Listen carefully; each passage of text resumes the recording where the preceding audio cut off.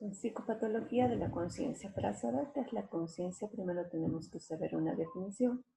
Hay varias definiciones en la literatura, pero nosotros tenemos que aprender la definición que es la conciencia, el conocimiento de uno mismo y del entorno. ¿Qué quiere decir esto? El conocimiento de uno mismo y del entorno quiere decir que uno sabe quién es, cuál es su nombre y el mundo que le rodea. Es decir, por ejemplo, yo me llamo Paola, sé que soy Paola, que tengo 2 pies, que tengo 2 manos, etcétera, ¿no? Y que me rodeo ahora mismo por algo de la realidad. Ahora mismo estoy en casa, grabando, etcétera. Esa es una conciencia, ¿no? De uno mismo y del entorno. Y esto es bien importante para después saber las alteraciones. Si nosotros estamos hablando ahora de lo que es conciencia, tenemos que ver que la conciencia, la parte normal, es la parte de lo que es lo vigil.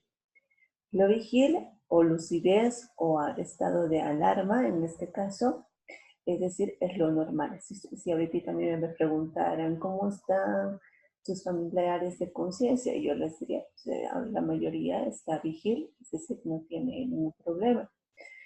Pero primero hablando, digamos, de lo que es cuantitativas, tenemos que saber es cuando la vigilia aumenta o la vigilia disminuye. Entonces, cuando yo utilizo la palabra cuantitativas, estoy diciendo hipervigil cuando aumento, hipervigil, hay una hipervigilancia. ¿Cuándo hay hipervigilancia? Cuando los pacientes o cuando las personas, en este caso, están muy preocupados, angustiados, como ahora, ¿no? ¿Qué va a pasar? ¿Qué va a suceder? Etcétera, ¿no? En los pacientes maníacos, ¿no? En los pacientes maníacos y también en el consumo de sustancias. La parte contraria de hipervigil sería la parte hipovigil, pero nosotros esta parte hipovigil la vamos a dividir en 4, ¿no? Que sería la disminución de la conciencia, porque esto es el aumento de la conciencia, entonces esto sería la disminución de la conciencia. Entonces, el primer plano, digamos, que podríamos ver un peldaño para abajo de la parte vigil, la somnolencia, es lo que nos sucede a nosotros o a aquellas personas que, digamos, han tenido un insomnio, no han podido dormir, o aquellas personas que han hecho turno toda la noche y de repente están con somnolencia, no pueden, digamos, mantener la parte vigil, están queriendo entrar a un sueño, ¿no? Entonces, por lo tanto, la somnolencia, obviamente, una persona vuelve en sí cuando se hace un ruido o se le llama de su nombre o se habla un poquito más alto, la persona vuelve en sí rápidamente. En cambio, en la omnubilación es otro peldaño para abajo, que es más profundo, digamos, en este caso. La persona responde a estímulos fuertes, que quiere decir a gritos o directamente a estímulos físicos, ¿no?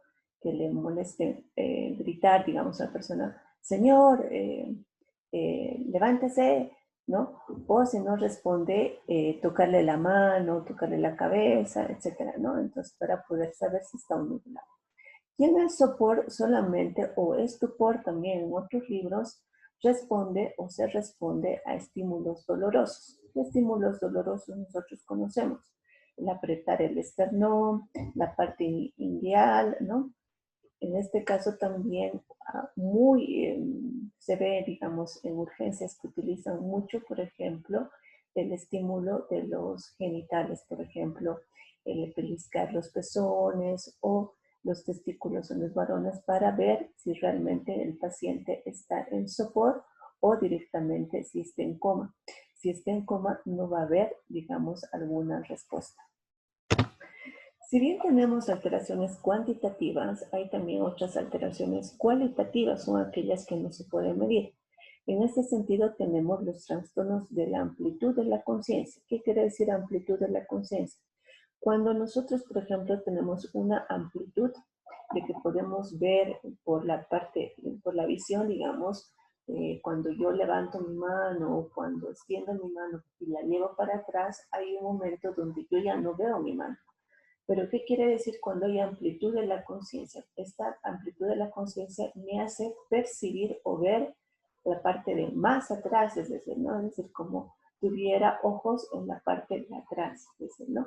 Y lo contrario es el estrechamiento de la conciencia. El estrechamiento de la conciencia es como que solamente puedo ver como un túnel, ¿no? O cuando los caballitos, digamos, de carreras les ponen, ¿no? Les tapan una parte, digamos, en este caso, la amplitud de la visión para solamente ver la parte del frente. Entonces también en el estrechamiento de la conciencia aparece en algunos trastornos mentales, ¿no? Los estados crepusculares los tenemos que entender que el crepúsculo son cambios, ¿no? Del día a la noche, de la noche al día, ¿no?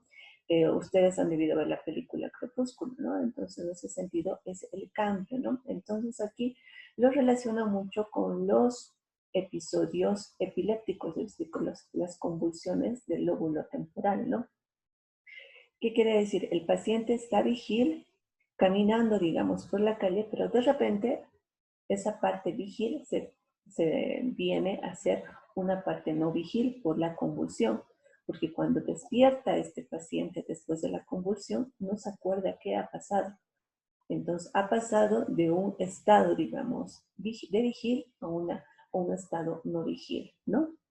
Los automatismos mentales. Los automatismos mentales son actividades que el paciente o las personas pueden realizar sin conciencia.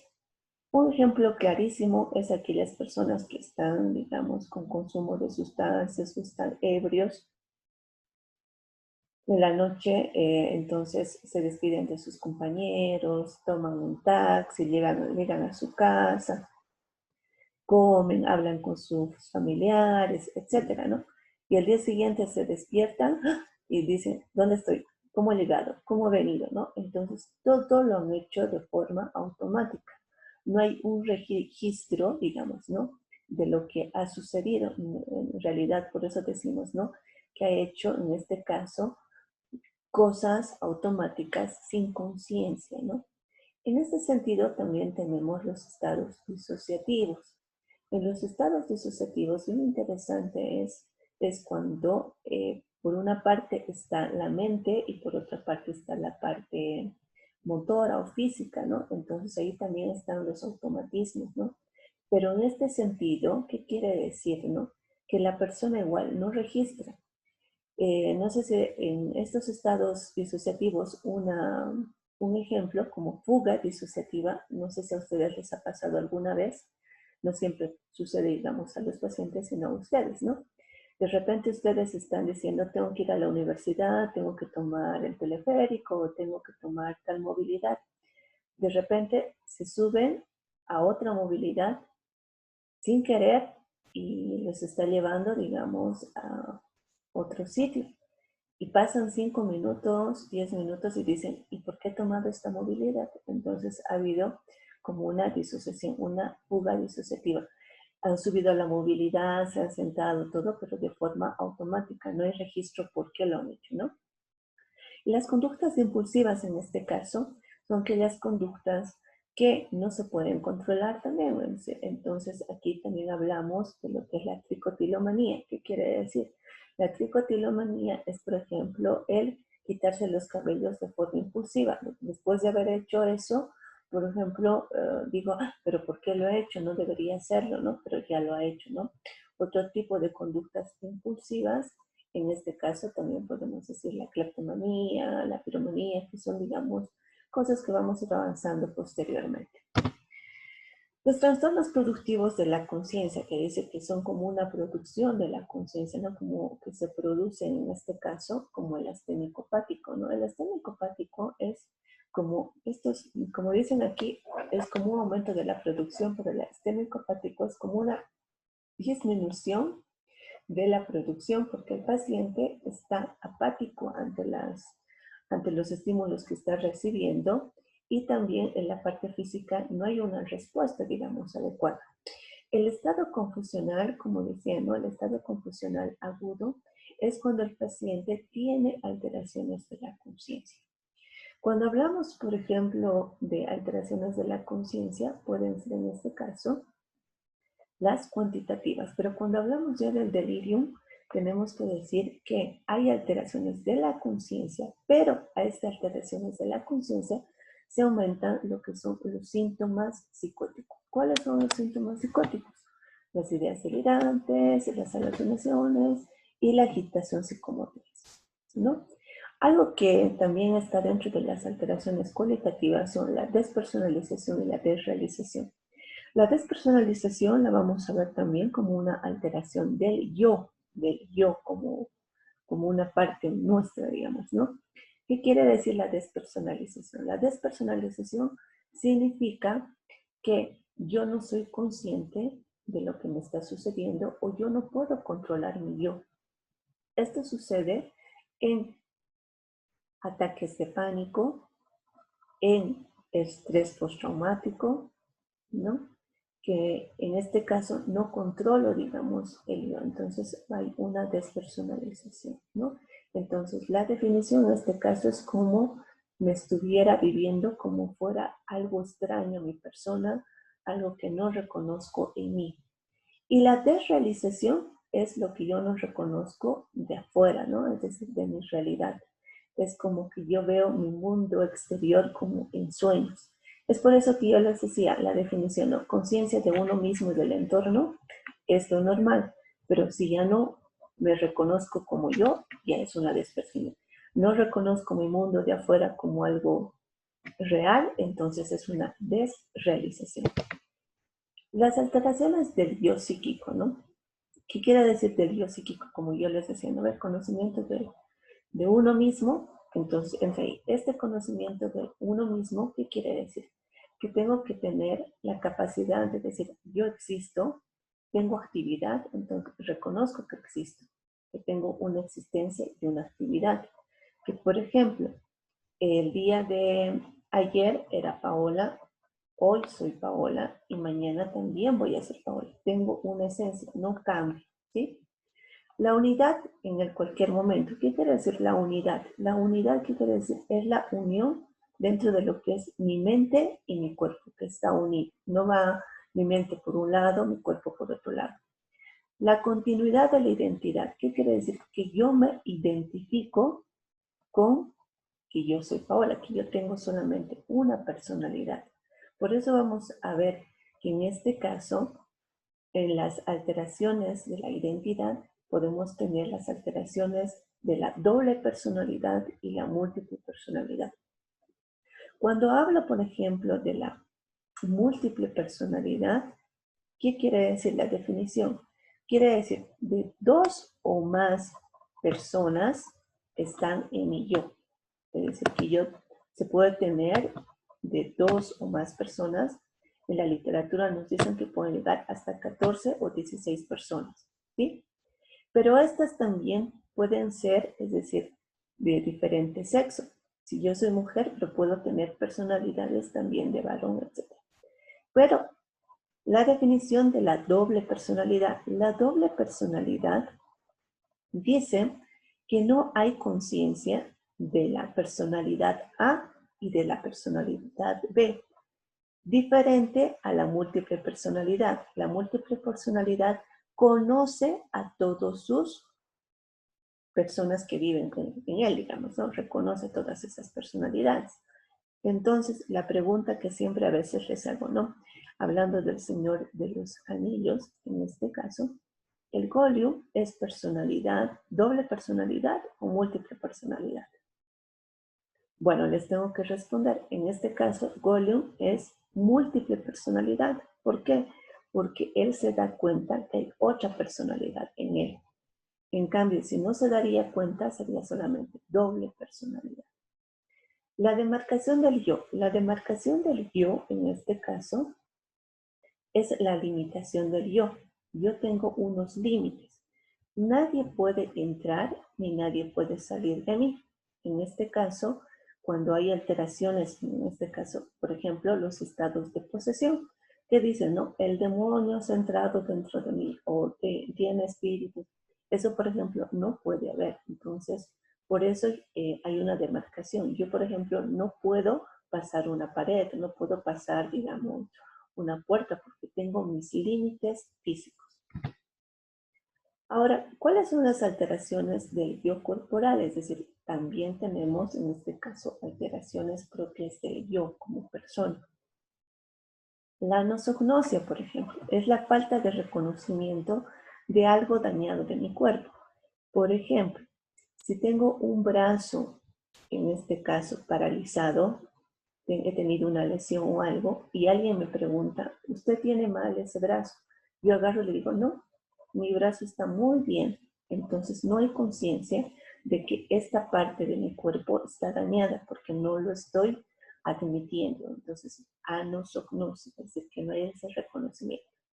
El síndrome de Anton-Babinski. El síndrome de Anton-Babinski es la negación, en este caso, de la ceguera. El paciente está ciego, pero niega estar ciego. El síndrome de Hertzmann. El síndrome de Hertzmann, en este caso, tiene que haber dificultades en lo que es cálculo. Entonces hay una acalculia. En este caso también tenemos lo que no pueden saber, es decir, el reconocimiento de cuál es derecha e izquierda, ¿sí? La hemiasomatognósia, como dice aquí, es como hace rato decíamos, es decir, es que yo, por ejemplo, no reconozco la mitad de mi cuerpo. El miembro fantasma. Sabemos que el miembro fantasma aparece en muchas personas que han tenido una ablación de algún miembro, es decir, que han perdido un miembro, ya sea por algún accidente de trabajo, ha habido algún accidente automovilístico, etcétera, ¿no? Pero que estas personas, no teniendo, es decir, su brazo o su pie, sienten dolor y no pueden descansar, no pueden dormir, sienten mucho dolor, pero no existe el miembro, ¿no? La autoscopía es como vernos reflejados en un espejo, pero no hay ese espejo. Las agnosias parciales que vamos a ver, las agnosias noxia, por si acaso, es reconocimiento. Cuando digo agnosia, es no reconocer algunas partes de mi cuerpo. La prosopagnosia es reconocer los rostros. Es decir, nosotros no podemos ver los rostros, solamente vemos la silueta de las personas. Algo muy interesante y quien quiera, digamos, ver un poquito más sobre lo que es prosopagnosia, podemos ver y entrar, digamos, a lo que hay personas que no pueden ver y van a ver que solamente a las personas que hablan se dan cuenta por la voz o se dan cuenta por algo, por ejemplo, los identifica por algo que tienen, por ejemplo, si utilizan lentes, si utilizan un sombrero o algo, ¿no? En este caso tenemos un artista que ustedes lo deben conocer muy bien, entonces Brad Pitt, por ejemplo, él tiene prosopagnosia. Es interesante esto porque su esposa, o su ex esposa, en este caso la Angelina Jolie, es una mujer muy bella, ¿no? Pero él no la puede ver. Entonces, es bien interesante esto, ¿no? Pero las personas que dicen, pero ¿cómo no la puede ver? Pues no la puede ver, no ve su rostro, ¿verdad? Angelina, ¿no? La personificación también, en este caso, es interesante la personificación cuando nosotros damos, es decir, calidad de personas a los objetos. Un ejemplo clásico que podemos ver es La Bella y la Bestia.